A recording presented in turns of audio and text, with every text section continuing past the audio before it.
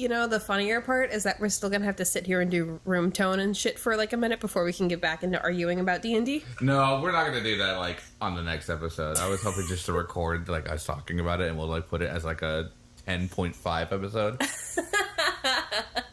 What you need to know from our commentators about their feelings on Dungeons and Dragons. No shit. But no, like when I say they shouldn't have called it D&D, I mean that in the sense of there was too much weight and... Yeah, the edition took 10 fucking years to get published. No, I meant, like, people had an expectation because of 3.5. Because of 3.5, and it's supposed to be in D&D, and when they got 4.0, it was like, what the fuck is this?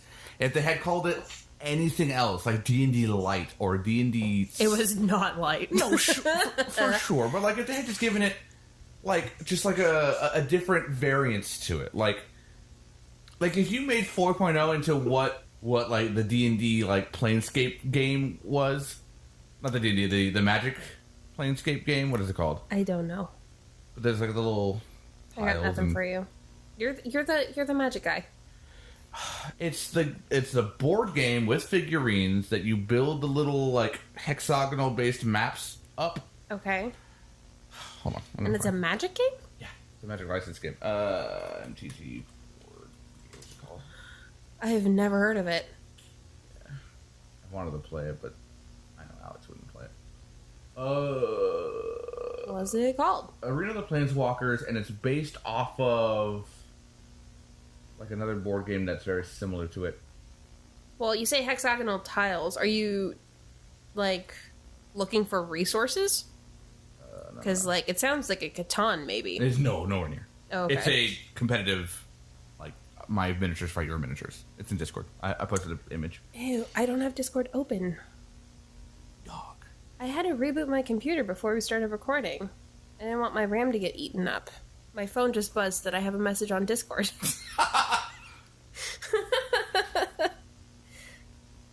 Like Wizards, like Hasbro had like the original like, or bought the IP of this type of game. Okay. And then converted it into a Magic board game. That's interesting. And you have Planeswalkers, and you have little cards for their abilities, and they're all based off of Magic cards that have similar effects to the cards, but they work in the aspect of this board game, so on and so forth. But like, it's not to say you make 4.0 into a board game per se, but like, but they did. Yeah. Like if there was, I mean, they reskinned Risk for D&D, set in the 4th edition world of Faerun. Mm-hmm. And it was called Conquest of Nerith. And it was Risk, but D&D. Right. And so, like, you had different units that were different die types, and you needed to roll a 6 or better to be successful on an attack if you were fighting another unit or something like that. Oh, shit. What are you watching? Nothing. Reince Priebus got knocked out. Yeah, that happened like hours ago, homie. I haven't been listening to the news. Oh, sorry. I mean, like, I'm glued to my computer for a minimum 8 hours a day. So, well, so was I, but like, I mean, so am I, but like, even then, I didn't even notice that. I know the Mooch was after him. Yeah. It's funny, he still didn't even get the job. And I don't know if you've seen this since you haven't been on Facebook. Mooch's wife is divorcing him. That doesn't fucking surprise me. It was funny. Fuck that guy, I think it was The Onion that came out immediately, like, Mooch's wife is doing what the rest of Americans wish that they could do. No shit. Fuck that guy, though. Fuck that guy. Yeah. I mean, just fuck this administration. But, you know. You know. You know. Anyway, but if they had made 4.0, like, not necessarily, like, Dungeons & Dragons specifically, if they said, this is the next Dungeons & Dragons, they said, this is a Dungeons & Dragons product that comes with... They said, look, here's 4.0, and... we're working on imagine it being sort of like a standalone sort of user-friendly version of D&D that you know. And don't worry, we're developing this, but we also have sights ahead for a new, fully fledged, fully realized modern D&D core rule set. It sounds like you're describing Gamma World. I have no idea what that is. Which is 4th edition D&D, but it's sci-fi board game. Sure. Yeah. But, like, if they had just done that, I think it would have been it wouldn't have been nearly as fucked on as it was. But at the same time, like, I can't see myself like, I'm glad that I learned 4th edition first. Sure. And then 3.5 after. Sure. Because if I had learned 3.5... if I had to learn 3.5 first, I wouldn't have learned it. But they didn't bill it like that. They didn't bill it like that. I agree. If they had said, this is like I said, D&D Light. If you can learn how the game works, you can learn how, But see, how it works is completely... well, not completely different. Mostly different. Mostly different, sure. But it does hold your hand. It shows you, like, the idea of how to think about building a character, because it holds your hand in the whole process. From level 1 to level 20. It holds your hand the entire time. Level 30. Whatever. Yes, I remember. 5e goes to 20. Like it should. I don't know. I don't care. I have no preference. But I never got high enough level in 3.5. It might be 20, it might be 30. I don't remember. in 3.5? Yeah. It's 20. Is it? Yeah. Okay. Epic starts at 20. Oh. 21. See, like, in 4th edition, your hero status until level 11. Paragon, and then you get Paragon, and then Epic. you go to 21, and then you're Epic. Epic, yeah. And it was, oh my god, it was so, Yeah, you know, that it was so fucking dope, because, like, my changeling got to level 25, and, like, I was in a party with, at one point, 14 people. And so we were all basically demigods at that point, and Yeah. it was just the sickest shit. Sure. I've never gotten, like, I think the highest. And she was a time bender. So, like, at the beginning of every encounter, I rolled 2d20s. She rolled 2d20s. I rolled 2d20s. One of them was my initiative, and the other one was a replacement die. For if I rolled later on in the game, I could be like, I didn't like that roll. Remember that roll that I rolled at the beginning of this encounter? Right. I'm using that roll instead. So I could... So that was the thing that saved my ass a bunch of times, was, like, I would roll, say, like, a 1 and a 20. I would take the 1 on the initiative, because I'm a Scion. I don't need to worry about it. It's controller status. I can go at the end of the order. That's fine. And then I would save the 20 for when I needed to crit that boss. Right.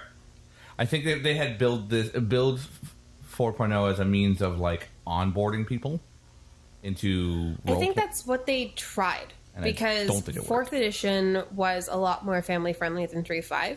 Because you try and explain all the rules and mechanics of 3.5 to a 5-year-old, like, it doesn't work. No, of course not. But you say, these green powers are at wills. You can do them as many times as you want. These red powers you can do once every Fight. encounter. And then these gray powers you can do every time, once a day, as long as you sleep. Right. That shit is the easiest thing to understand for me. Which I love. I went back to, like, learning about spell slots and how many spells you know, Versus What's how the many most- you have in your spell book. which is so fucking confusing. Most DMs don't even run spell books Yeah. because that's like, what the fuck? Yeah, whereas in 4th ed, your spell book was just a place to keep rituals. So it was totally different. Anyway, so we've been talking about D&D for another 8.5 fucking minutes. Monty, if you're still there, I want you to know that Pedro insisted that I hit the record button for the rest of this conversation. And he's on the phone now. Texting you. Oh, okay. Are you texting him about this conversation? Just BT dubs. Episode 12 at the beginning, there's 10 minutes of shit talking about D&D. It's funny. I told Jack, like, I want to do a podcast between you and me and my brother talking about role playing, like console RPGs, Final Fantasies and such. Sure. Because the three of us all like Final Fantasy and all like RPGs, and I wanted to discuss it, talk about story and gameplay mechanics and all that kind of stuff. Literally, like, later that day, Ace of Geeks came out with the RPG. Okay, I'm like, fuck. Yeah. Like, fuck me. They've done all of, like, 4 episodes, though, so if you wanted to do it now, you can. Right, I know, but it's just like, fuck, and they have like better resources and. So, like, Ben, who does RPOK, is literally the guy that I'm borrowing the microphone from. That's amazing. Hello, Ben. But yeah, it was just like, fuck. Yeah. And then me and Jack had an idea of blankety blank blank blank, and literally today on the Co-optional podcast with Total Biscuit, he came up with the idea. I'm like, fuck. Oh, no. Darn it. You just gotta start making podcasts before those it ideas wasn't. get... It's actually like a business idea Oh. that I can't incorporate. But me and Jack thought of it. I was like, oh my god, this is an amazing idea. If we had the capital to run this, we would. But Yeah. we That's don't. the hard part. Like, what was it? Hank Green came out with a video today about our generation, like millennials, and the sort of aversion that we have to starting small businesses. And half of it was for personal reasons, like you were afraid of failure. But the other half, which is a big jump from previous generations, was because we just don't have the capital for it, and like we're in so much debt from like student loans and stuff that like we can't foresee. Is probably one of the biggest reasons why most startups fail in the first year. Yeah, and it's so disappointing. And it's funny because he went on to say that we're not just millennials, we're the 1099 generation because we're the ones doing all the side gigs and hustles. And so like we've sort of created our own small businesses for ourselves, but it's never going to get to a point where we're ever going to hire other people because like the problem is that because of all that debt that we've taken on, like we are not willing to risk more because we're already overburdened as it is. Right. And I just thought that was really interesting. We should eat. It's been 12 minutes. You can kill it. I don't want to kill it. I know. We're not going to make it an impromptu what the fuck podcast right now. Don't fucking tempt me, though. That's the name of the podcast. Impromptu what the fuck. If we're going to do a podcast I wanted to actually produce. Okay, so what do we want for dinner? What do you want? I promised you pizza. If you want pizza, we can do pizza. We don't have to get pizza. If we're going to get pizza, it would be Mott's. Okay, I could do Mott's pizza. You do Mott's. Yeah. Want to go there or want to bring it back here? Probably bring it back here. I imagine Mott's would be kind of busy on a Friday night. They got good beers, though. I mean, you also have a liquor store across the street. They got beers I can't find there. So you don't have to get beer there either. Yeah, well, I mean, you could get beer there, and we can get our items to go. But you could drink there, and then we could come back. Because like you could pound a beer before the pizzas are ready. Yeah, I could pound a beer. We can do whatever we want. But yeah, if you want to get it here and bring it back, that's fine with me. Okay. Anyway, so apparently Monty, that's the plan. We're gonna go out to Mott's for dinner. I'm gonna charge my phone. Yeah, that. Fuck. Javi, you should come over here for a second and look at this. So my microphone is picking up your kitchen light something fierce. What? Yeah. That's weird. Yeah. Well, I mean, it's also because I mean, like here, you can hear the hum of everything if you listen in the monitor. That's the left one.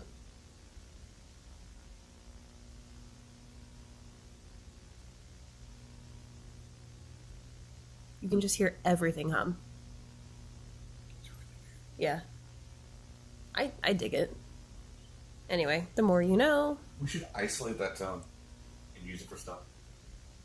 Like you're blindfolded in a dark room and you don't know what's going on and there's just that hum. There's just that hum. I had for back when I was learning about how to cut videos and shit.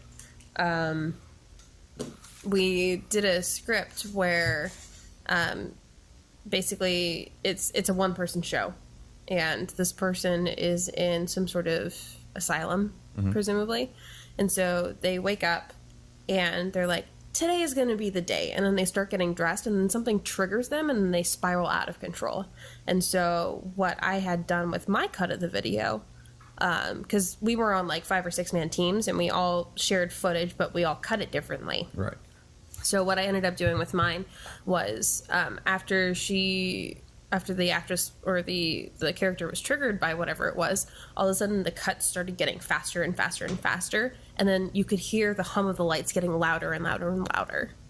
And then I also cranked up the saturation, so everything was super oversaturated. Like It was just too much sensory stuff. Interesting. Yeah. Hold on. So if you ever need hum sounds, I have hum sounds. That's hum sounds a la me. Yeah. A la carte. All right, let's crank this one out. All right.